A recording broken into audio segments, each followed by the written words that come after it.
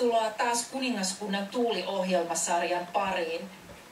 Danielin kirjan 7. luku kertoo, että Messiaan tulon aikoihin maailmassa vaikuttaa 4 maailmanvaltaa. 2 edellisessä jaksossa olemme katsoneet 2 nykyään Lähi-idässä vaikuttavaa valtaa, Euroopan unionia ja Venäjää. Niistä Baabelin perinnölle rakentava EU hylkää Jumalan ja korvausteologian jaloilla seisova Venäjä hylkää Israelin. Tällä kertaa katsomme islamia, joka hylkää elämän.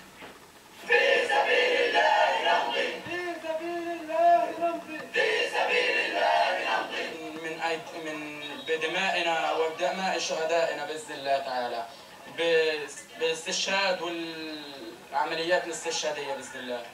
انتظرونا بني صهيون وسوف نجز رقابكم وسوف ندمر بيوتكم ونحرق بيوتكم فوق رؤوسكم ونهدمها فوقكم وإنا قادمون. Islam syntyi 600-luvun alkupuolella nykyisen Saudi-Arabian alueella. Se sai alkunsa Mekassa syntyneen kauppias Muhammedin saamista ilmestyksistä. Pääosin suullisena säilyneistä ilmestyksistä koottiin Muhammedin kuoleman jälkeen Korani. Monet islamin toimintatavat eivät kuitenkaan ole peräisin Koranista, vaan sunnasta eli haditista, jossa kerrotaan Muhammedin elämästä ja hänen toimintatavoistaan. Islamissa Muhammed on korkein moraalinen esikuva ja tätä esimerkkiä muslimit ovat velvollisia seuraamaan. Monet selittävät, että islam on rauhan uskonto, joka nykyisessä ääri-islamissa on ymmärretty väärin. Islamistien harjoittama brutaali tappaminen ja terrori eivät kuitenkaan ole Hamasin tai Isiksen keksintöä, vaan ne perustuvat suoraan Koraniin ja Muhammedin esimerkkiin. Hadith kertoo esimerkiksi noin 40 murhasta, jotka Muhammed käski tehdä tai joita hän tuki. Nykyaikana ISIS on tullut tunnetuksi siitä, että se on leikannut uhriensa päät irti. Muhammed teki samoin jo vuonna 627 murhatessaan juutalaisen Banu Quraitsa-heimon miehet. Korani puolestaan puhuu asiasta näin. Muista, kuinka Herrasi julisti enkeleille. Olen kanssanne, tukekaa siis niitä, jotka uskovat. Täytän pian uskottomien sydämet pelolla. Silloin hakatkaa poikki heidän kaulansa ja heidän kaikki sormensa. Gazaa hallitseva terroristijärjestö Hamas siirtää Muhammedin perintöä seuraavalle sukupolvelle näin. في قطاع غزة يوجد أكثر من 50 مخيم، العدد اللي التحق فيه أكثر من 15,000 فارس من فرسان حماس.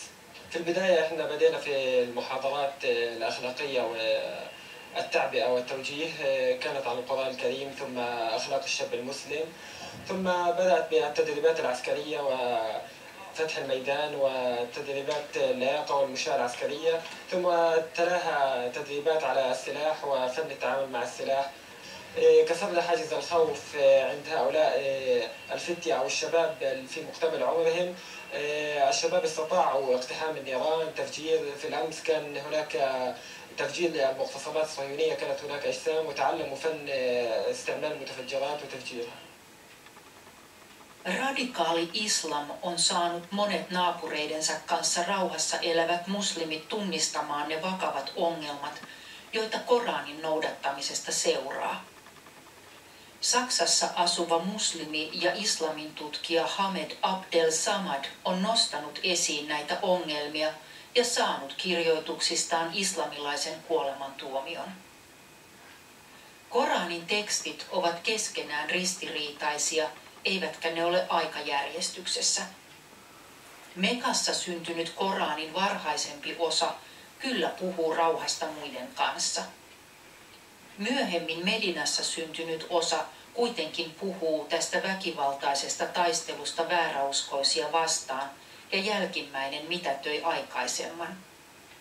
Siksi esimerkiksi Isiksen toiminta on Abdel Samadin mukaan aivan Koranin mukaista.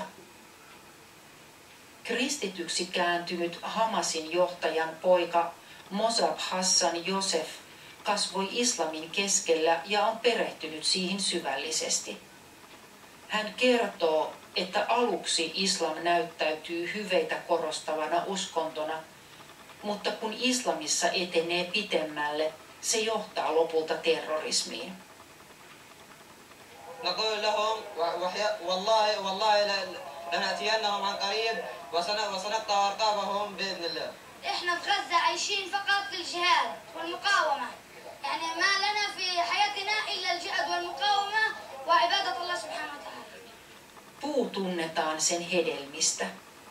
Missä hedelmänä on kuolema, sen taustalla on elämän vihaaja. Länsimaisen järkiperäisyyteen kasvatetun ihmisen on vaikea ymmärtää ja uskoa todeksi tätä islamilaisen terrorismin takana olevaa kuolemanpalvontaa. Israelissa asuva politiikan tohtori, professori Anna Geifman on elämäntyönään tutkinut terrorismin taustoja. The fundamentalists say we love death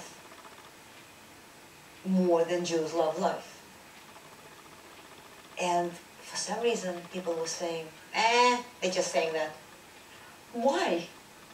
Why ignore what they say? Maybe it's true. But people are normal. People can't imagine that somebody loving death and sacrificing life to that, because it's, it's a hedonistic culture. Everyone wants to have fun and have a good life, and there's all those expressions. There are all those expressions. Go have a life. All those things. But there have always been people, always throughout human history, that have chosen death over life. And the clearest example of this, of course, is from the Bible. Siitä puhuu Mooses. Minä otan tänä päivänä taivaan ja maan todistajaksi teitä vastaan, että minä olen pannut sinun eteesi elämän ja kuoleman, siunauksen ja kirouksen. Valitse siis elämä, että sinä ja sinun jälkeläisesi saisitte elää. You shall choose life. Why would this commandment be given? It's obvious, you'd think. It's obvious. Why would you even command this? You shall, this is what you're supposed to do. You should choose life. But it turns out that it's not obvious. It wouldn't be given unless there were people who were choosing the opposite. People don't think about this. This command was given because people were choosing like this or like this. People were choosing life or people choosing that. And of course, if you look further, people, it's also in the prophets, it says they've been sacrificing the son and the daughters to Moloch, sacrificing life of the children, life of the future to death. Okay, we're talking about thousands upon thousands of years ago. We're part of the same story. This is exactly what they do. Islamin kuolemanpalvonnassa räikeintä on juuri lasten uhraaminen kuolemalle.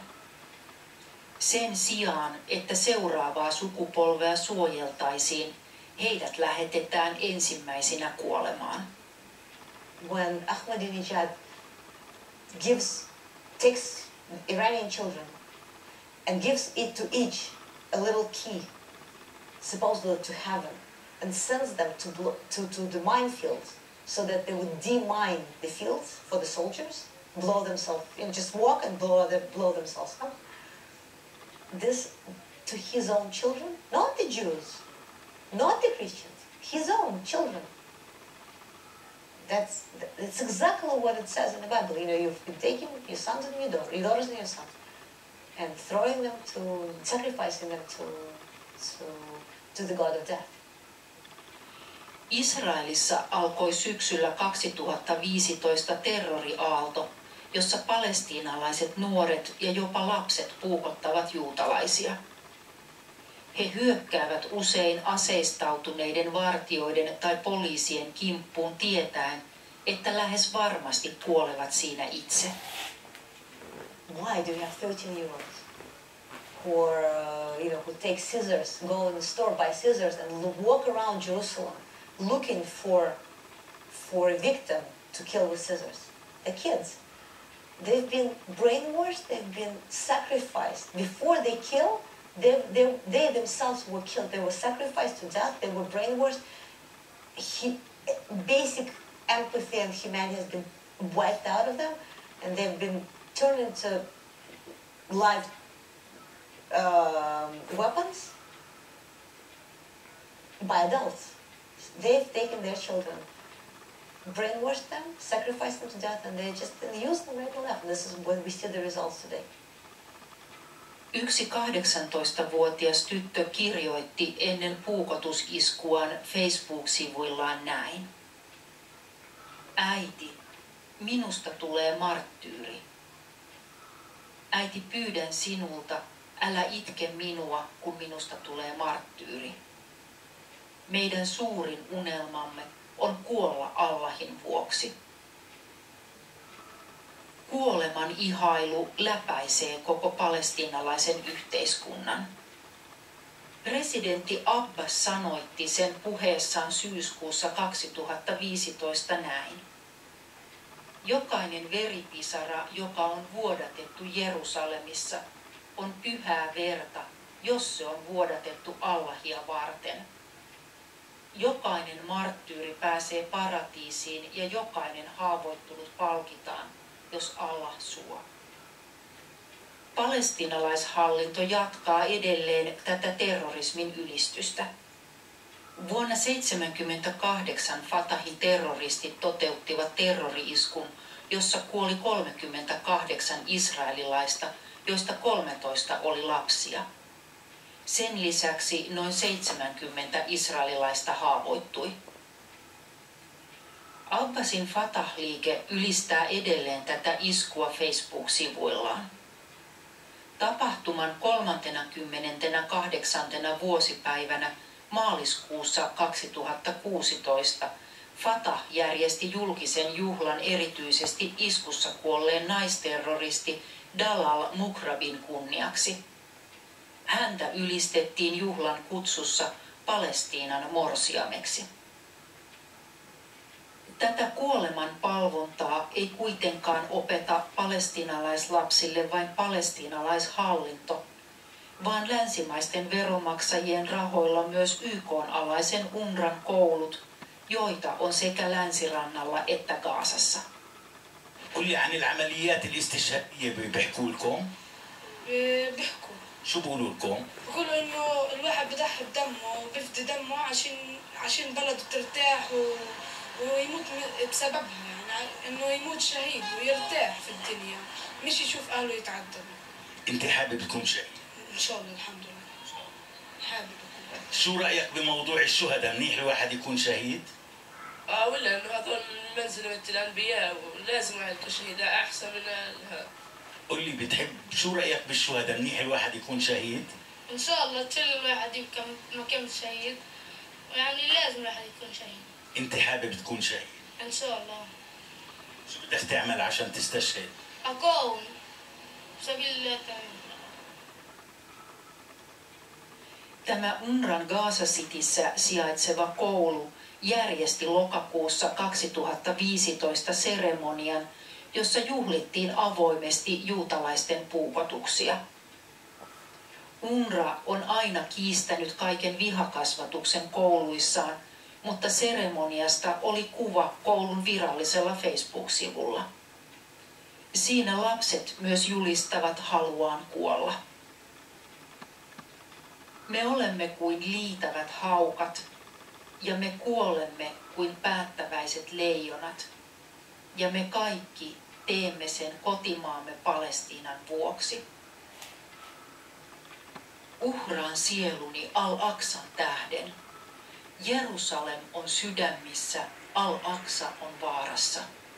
Mennään yhdessä pelastamaan Jerusalem, käsi kädessä vapauttamaan ja tuomaan voitto Jerusalemiin. Miten voisi valo ilmestyä, jos veremme ei olisi sen polttoaine? Ja kuinka saisimme takaisin Al-Aqsan, jos emme olisi sen sotilaita? Kun Eurooppa miettii, miten se voisi estää islamistien itsemurhaiskut Euroopassa, se yhtä aikaa rahoittaa tulevien itsemurhaiskujen tekijöiden kasvatusta UNRWAn kouluissa.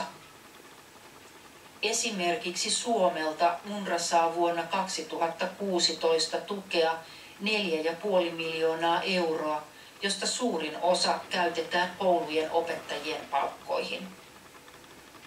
Suomen ulkoministeriön nettisivut kertovat: palestiinalaispakolaisten osalta lohdullista on se, että UNRWA on kyennyt vuosikymmenten aikana tarjoamaan peruskoulutuksen miltei kaikille mandaattinsa alla oleville lapsille, niin tytöille kuin pojille. Heidän osaamispääomalleen on käyttöä heti, kun Israelin ja Palestiinan väliseen kriisiin löytyy poliittinen ratkaisu. Kuolemaa varten valmennetut lapset eivät kuitenkaan ole elämän, vaan kuoleman välikappaleita tässä maailmassa. Hamasin hallitsema Gaasa on yksi esimerkki kuolemaa ihailevien terroristien rakentamasta yhteiskunnasta.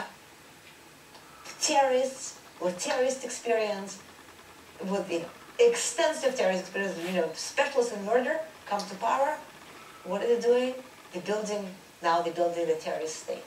Who are the first victims? Not the Jews. Their own people who are terrorized, who are brainwashed, who are turned into the slaves of the system, and the whole place is being turned into the culture of death. Because if you look at how the children are raised, what the value system, how it's built, what the priorities are, to become a martyr is a priority. To sacrifice yourself, to die for the sake of the ideology is the greatest thing that can happen. What is rewarded? They themselves say, and I quote them in the book, the latest book I wrote, are Arabs who live there say, we live in the culture of death. It's extolled, it's promoted, it's exploited, and to death the children are being sacrificed. Children are not people in general. Anna Geifmanin mukaan terrorismin logiikka toistaa itseään vuosisadasta ja aatteesta riippumatta. People assume that they want to destroy because they want to build. Okay, but no, what they really want is to destroy. They want to destroy life as it is. What happens when terrorists come to power? Okay, and we have 3 examples already. We've lived long enough to see 3 times when terrorists come to power. First time terrorists come to power were in Russia, of course.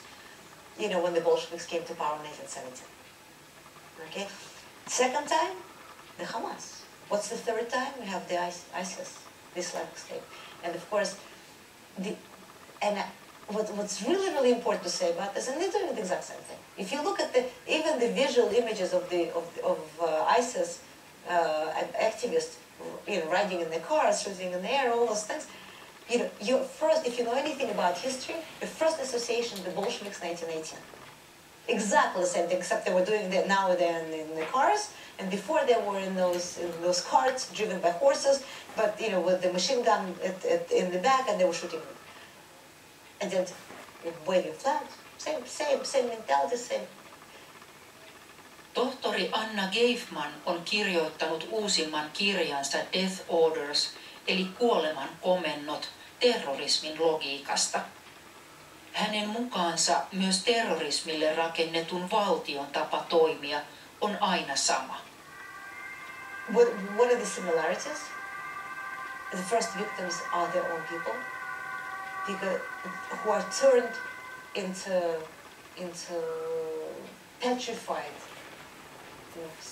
beings, semi-humans really, who are exploited and abused and used for the purposes of the state. But most importantly, that has never been openly, clearly stated. Every time terrorists come to power, they build totalitarian states. What's a totalitarian state? It's true about Russia, it's true about the communist China, it's true about Nazi Germany, it's true about ISIS. The population is divided into two categories.